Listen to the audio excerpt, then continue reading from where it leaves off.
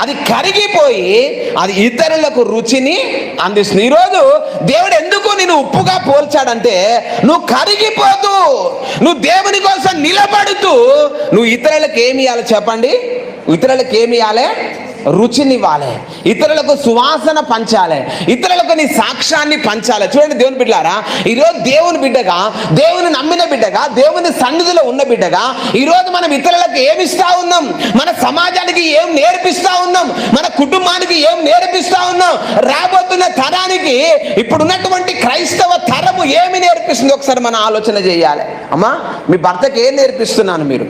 మీ భార్యకి ఏం నేర్పిస్తున్నారు? మీ పిల్లలకి ఏం నేర్పిస్తున్నారు? ఈరోజు నీలో నుంచి నీ పక్కన వాళ్ళు ఏం నేర్చుకుంటున్నారో ఈరోజు నువ్వు ఆలోచన చేయాలి. చెప్పండి, ఈరోజు నువ్వు ఆలోచన చేయాలి. లోకములో ఎన్నో ఉన్నాయి నిన్ను పాపములో పడేయడానికి, నిన్ను లాగడానికి, నిన్ను తన వైపు ఆకర్షించడానికి ఎన్నో కార్యక్రమాలు, ఎన్నో పద్ధతులు, ఎన్నో ఆలోచనలు, ఎన్నో విధానాలు ఈ లోకంలో సాతాను గాడు రకరకాలుగా నిన్ను తీసుకొని వస్తున్నాడు. నిన్ను ముడిపెట్టి నిన్ను చిక్కులో పడేసి దేవుని మార్గంలోంచి నిన్ను తప్పించడానికి. కాబట్టి చాలా జాగ్రత్తగా మనం ఉండాలి. ఈరోజు మనం ఏం నేర్చుకుంటున్నామో, ఏం నేర్పిస్తున్నాం చెప్పండి?